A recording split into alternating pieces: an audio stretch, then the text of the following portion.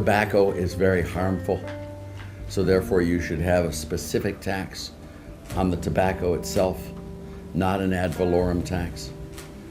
You've got an ad valorem tax here that's very high, and your tax rates are high, and from what I understand, the Laffer curve works very well here in tobacco, and that there's a lot of illicit tobacco used here in Bosnia-Herzegovina that does not pay taxes. It's just like everything else. High taxes make tax evasion more attractive. And if you lower those taxes, you'll get less tax evasion.